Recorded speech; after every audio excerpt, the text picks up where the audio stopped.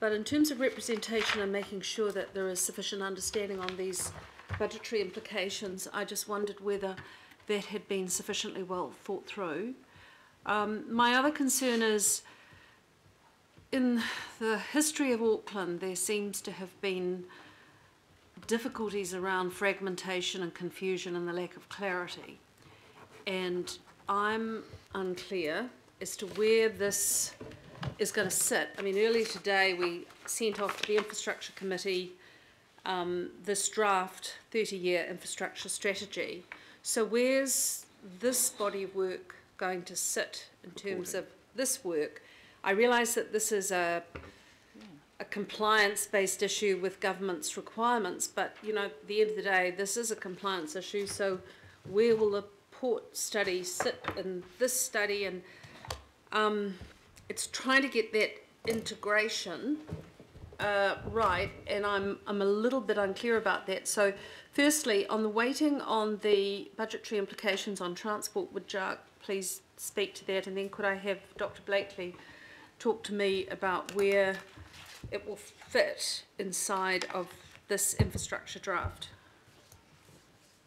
So in terms of the scope in transport, it is probably dispersed throughout there, but there certainly is, if you look at the first one in terms of investment needed, it's looking there at, so an example of that investment might be transport, if the result is that the option is something quite different, and that is not just investment for the council, but even investment in terms of government, because a big change would mean big money, and that clearly has to be looked at throughout the study. Well, I agree. I mean, we had David Warburton sit before us and say the other day, if the port expansion were to go ahead with the cruise industry, what the implications would be on the SMART project that we discussed earlier. You know, that whatever we look at, there will be implications. So it's really important those parties are well represented in terms of any decisions to be taken or recommendations to come back to this committee.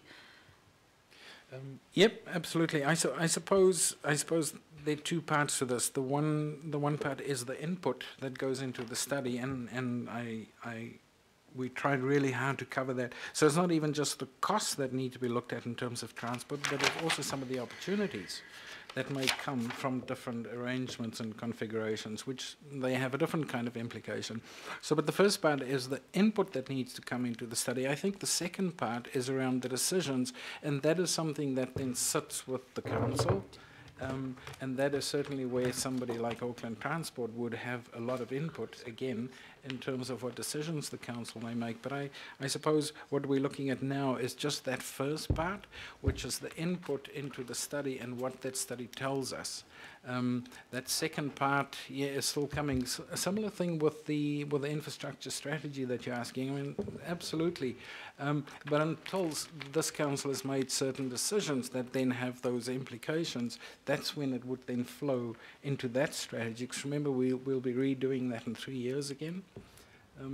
So yeah, there's a lot of stuff that may potentially come out of this whole process that will then have influence all across and might have influence on the new unitary plan, all kinds of things. No, I appreciate that, and I realise that to do nothing is not an option. You know, we have to do something here.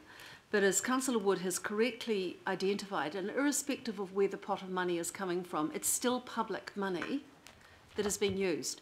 And if we are looking at those sums, I think we do need to have clarity as we go out to the public on how these funds are going to be used, because they are looking for accountability around that. And do you think, Jack, you have locked that issue of accountability down sufficiently well that that is going to feed into this study in an integrated way? I don't want to sit here and give you an absolute guarantee because I can't. And I would like to think. I don't think it's probably fair to ask for that ironclad guarantee at the moment. Okay, let me ask it in a different way. Where has contestability fitted into these recommendations that you're putting to us? I'm not asking you to put your hand on your heart and say this will work. I'm asking you to give me the confidence that there has been sufficient contestability in the process to get to where we are. Roger. Jacques, I wonder if it's better to answer that politically, because I think we might need to own that. This hasn't been a process, councillor, that's been put out with a whole range of options, costing it, and looking at different ways of doing this. The appoint a committee and run it and cost that. However, this is what we've heard very clearly from the wider community, the protest community, the business community and the port users, is that they want an open, transparent process that they will drive, and this is the best advice we have had from a range of people well versed in how to run good community process. We've come up with a good way forward, and this is the place where that will be debated, so we don't have a contestable range of options for you. So that's a political answer. I'd like the officer answer, because Jacques is here and signed off this report in his capacity, and I note that Stephen's not here, but he's signing off in his capacity as GM Auckland Plan Strategy and Research. He says he can't. I'm happy to answer that part of the question. What I'm giving you is, from my professional point of view, the best proposal that I can. I take into account what is happening out there at the moment with regard to the public and the port, and I see a lot of the unhappiness out there, and where I come to then is the only way that people are going to trust anything that comes out in the future in terms of the port is if they own that process. And that is where the open and transparent collaborative process comes in. I did not put any other options in front of you because, to me, I don't see any other option that will actually achieve that for you. That would just, I don't think the public would buy into anything else other than owning this process and having that discussion themselves. So where then, Roger, if you can just outline where it fits then? My advice that it fits in the Auckland Development Committee's terms of reference. The issue obviously has implications not just for the port but for the wider issues around Auckland development, economic, social, cultural and environmental, and that's clearly within the terms of reference of the Auckland Development Committee. Could I also just comment on those other questions you asked? So it clearly will need to be included into the infrastructure strategy. Probably the next iteration will be in 3 years' time to go with the next long-term plan. And that then we'll be able to build whatever comes out of the port study into that. Another thing in response to your question is, yes, there has to be very good connections between what's happening in this port study and the various agencies that have an interest, and yes, that will be Kiwi Rail and it will be Auckland Transport and NZTA and Auckland Council, and we will make sure that there is very good connections as this process goes along, and that the consensus working group is getting the Office of Advice support that it needs.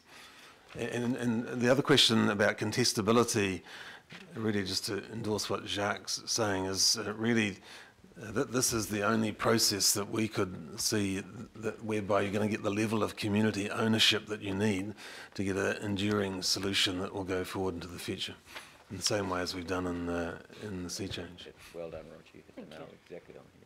That's exactly it. We took a lot of feedback at the last two meetings, and this is what we've come up with.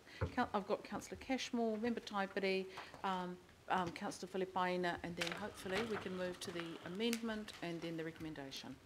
Councillor Cashmore. Yeah, thank you, Madam Chair. Yeah, very well done, Jacques. These sort of processes work well because they're collaborative and people feel like they own it. They've got their thoughts and minds in the game. The question I do have, though, is about the critical decision making for the Ports of Auckland Limited, where I recall that they indicated they needed a decision about some definition and some, I guess, progressive action going forward by the 30th of April next year. I recall that quite vividly. Has this been discussed with them at this time frame? Of course. Would it be able to work? I haven't, no, because in a way it seemed that would be inappropriate for me. I'm aware of the April timeframe, but looking at the process and giving people sufficient time to work through the issues, I honestly, just my opinion, I do not think it can be done by April. I think they're going to need a little bit more time, and so I'm not so sure that it should be wholly driven by something the port needs.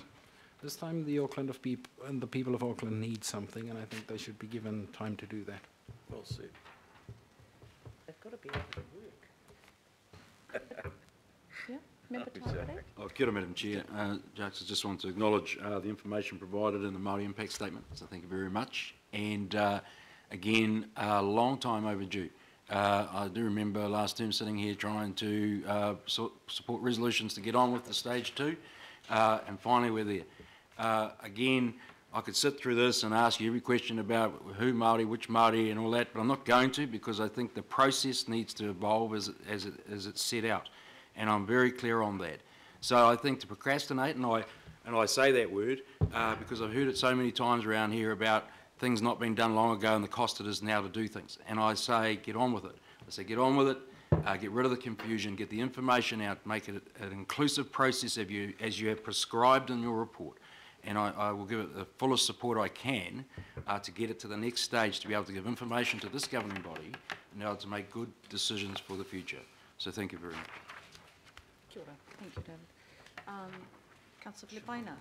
Thank you, Chair. The more that I've listened, the more confused I get. So I've just got 2 questions of clarification, and then I just want to sort of finish off with some comments. So there was some talk, and I don't know where that's come from. Really? I think it's Councillor Darby, and it was about council laws on any of our of the groups that you've mentioned. There's not going to be any, eh? Hey, hallelujah, that's one. Now, thank you for that one, because that's, yeah. The second question was around the funding. Now, I mean, Councillor Clow mentions, you know, that the Auckland Development Committee should come out of the funding, but the D obviously is noting that the project will be funded through the mayoral office budget. So, Chair, the question is more to you, Chair, because your comment was that we will be voting on where this particular budget is coming from. So I'm assuming that if D gets passed, that's exactly where it's coming from. Mm-hmm. So to you, Your Worship, thank you then. Thank you, because I remember the debate we had, the long-term plan around the Rainbow Panel, and the fact that there was a compromise in regards to your budget. I have no doubt at all that the people around this chamber will end up backstabbing you in regards to this money coming out of your mayoral budget. No doubt at all. And I say, look, congratulations and thank you, but that's what I know will happen. And I think, Chair, just to close off, the more that we around this chamber do not listen to or do not take on board what has been written in the Herald, the sooner we'll end up moving this place forward. Thank you, Chair. I don't understand. Thank you. Where's the backstory? Right, I think we might. Madam Chair, can I just, sorry, yep. yeah.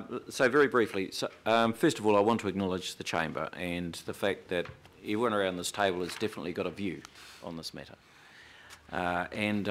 Most of us around this table are actually still relatively new to it. There's some who variously were represented in the old Auckland Council or the ARC, and so they were quite close to this issue. And there were, I think it's probably fair to say, some in the North Shore were relatively close to this issue too. But for those of us either at my level, at the councillors' level, or even at the local board level, who've come into the issue of the extraordinary dynamic around the port and the stuff inherited from decades, 170 years of angst, of troubles, of difficulties, of people being shut out, people being shut in. It has been, one, interesting, and two, of course, a learning process. And for most of this, I've been at the sharp, pointy end of it. And to find myself there as the first super city mayor, who's required to satisfy all the concerns of those variously, either in the media or around this table or in the community, on one issue, been told to stay out of the port's business, on the other issue, been told to stay in it. It has been a very difficult way to go forward, and so my view has been, and I know it's taken a little while to get here, and I'm prepared to take that on the shoulders too. Sort of otherwise inclined in other stuff at the moment, and variously before, but to finally get here, this was my view, and certainly the purpose of stage 2, to actually get this out of the politics. And so, just very briefly on Councillor Cathy's recommendation, no. I would like to see all of the councils, myself, all of the local boards, all the independent Māori statutory boards sitting around the table with the community, or no one. All right? No one. This is absolutely community-led. And I think that it's really critical that we pay homage to that, and I see no purpose at all in accepting the community board, the local boards, none at all.